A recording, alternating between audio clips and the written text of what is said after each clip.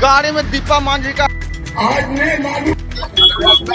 Welcome दोस्तों, रोज की तरह आज फिर लेकर आ गए हैं आज के ट्रेंडिंग और वायरल खबरों को। चलिए सबसे पहले हम बात करेंगे लल्लन सिंह के बारे में, जिनसे एक व्यक्ति रैली में ही सवाल पूछने लगता है। हुआ ये कि अनंत सिंह के जेल जाने के बाद लल्लन सिंह और सम्राट चौधरी मोकामा में अनंत सिंह के लिए प्रचार कर रहे थे, जिस दौरान एक व्यक्ति लल्लन सिंह से सवाल पूछने लगता है कि आप मंत्री हैं, आपको जो बजट मिलता है उसको आप कहां खर्चा करते हैं, इसका हिसाब दीजिए। जिस पर लल्लन सिंह कुछ नहीं बोलते, चुपचाप गाड़ी तेजी से आगे भगाने लगते हैं। हॉस्पिटल आदि के बारे में क्यों नहीं बोलते हैं सर आप कभी? कुछ यहाँ का क्या समस्या का समाधान होगा कि नहीं सर? क्या है, क्या व्यवस्था है वहाँ? व्यवस्था तो फिलहाल ललन बाबू के पास इतनी अच्छी पदवी है, 8700 करोड़ का बजट है इनके पास एक साल में, जो कि 40,000 करोड़ का होता है 5 साल में। क्या उसका क्या कर रहे हैं उस पैसे का? वही लल्लन सिंह का एक और वीडियो वायरल हो रहा है, जिसमें वो बोल रहे हैं कि नेताओं को चुनाव के दिन घर से बाहर नहीं निकलने देना है। एकाध नेता है तो चुनाव के दिन उनका घर से निकले मर्जी हो, उनका घर में साथ कर दी। आप बहुत अगर हाथ जोड़ तो कही हो कि तू चला हमने के साथ अपन वोट गिरावा और आके घर में। अनंत सिंह की बात चल ही रही है तो आपको बता दें कि अनंत सिंह भले ही जेल चल गए हों, लेकिन जेल में भी उनका रुतबा कम नहीं हुआ है। अनंत सिंह का जेल से एक वीडियो वायरल हो रहा है, जिसमें एक पुलिस वाला उनका सामान ढोते नजर आ रहा है।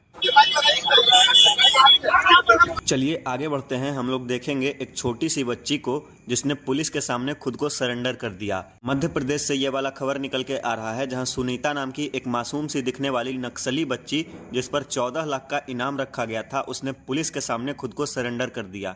सोच कर देखिए, देश में न जाने कितने बच्चों को ब्रेन वॉश करके नक्सलियों ने अपने गिरोह में शामिल किया होगा। चलिए आगे आपको दिखाते हैं गोदी मीडिया की गोदी करतूत।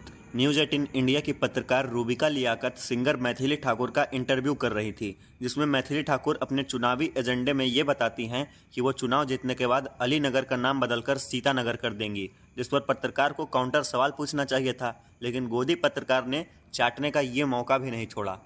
तो क्यों ना इस अली नगर का नाम मैथिली नगर, जानकी नगर या फिर सीतानगर कर दिया जाए। चलिए आगे बढ़ते हैं। हम लोग देखेंगे कैसे कुछ लोग मिलकर रोड पर ट्रैफिक हवलदार को पीटने लगते हैं, और बात बस इतनी सी थी कि ट्रैफिक हवलदार ने गाड़ी नो एंट्री में जाने देने से मना कर दिया था, और चूंकि ट्रैफिक हवलदार मुस्लिम था, इस वजह से इस लड़ाई को हिंदू मुस्लिम का एंगल भी दे दिया गया। चलिए आगे बढ़ते हैं। हम लोग देखेंगे कैसे एक शादी में चिकन खाने को लेकर लड़ाई झगड़ा शुरू हो गया।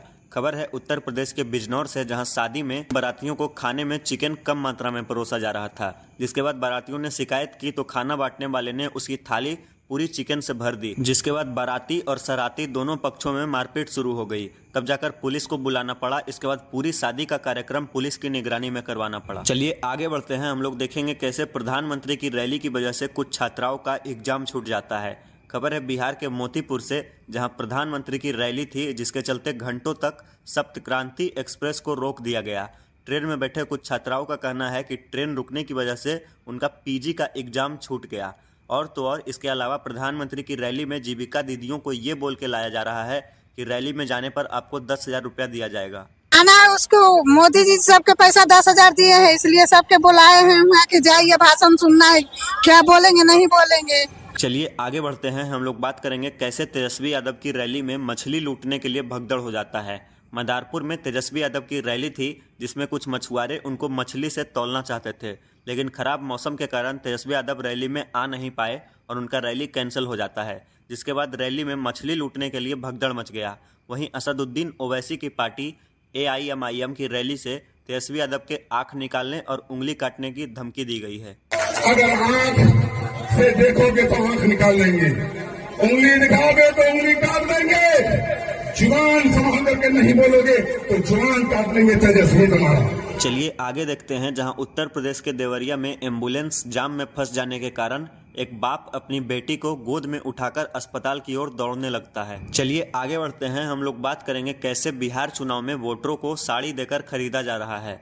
बिहार के मोहिनुद्दीनपुर नगर विधानसभा क्षेत्र से जो बीजेपी के प्रत्याशी खड़े हैं, वो जनता से वोट मांगने के लिए जनता को साड़ियां और उसके साथ 500 के नोट बांट रहे हैं। हालांकि हम इस खबर की पुष्टि नहीं करते हैं। चलिए आगे देखते हैं। हम बात करेंगे दिल्ली के एक ऐसे रेलवे स्टेशन की जहां पूरे रेलवे स्टेशन पर अवैध कब्जा कर लिया गया है।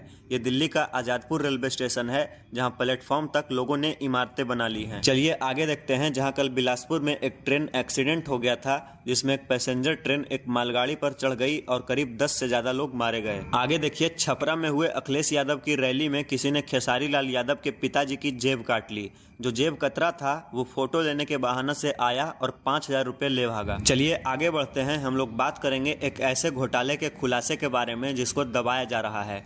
हुआ ये कि बीजेपी के पूर्व केंद्रीय मंत्री आर.के. सिंह ने एक ट्वीट किया कि बिहार के बिजली विभाग में कुल 62,000 करोड़ का घोटाला हुआ है, इसकी सीबीआई जांच होनी चाहिए।